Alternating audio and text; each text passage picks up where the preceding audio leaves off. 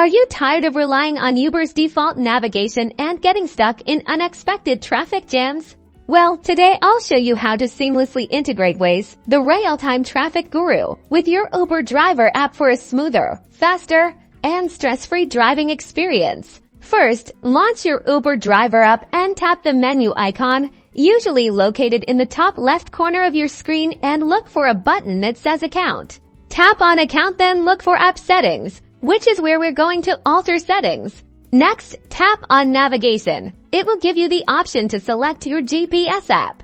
Here's where the magic happens. Select Waze as your preferred navigation app. You may be prompted to grant Uber permission to access Waze. Allow this for seamless integration.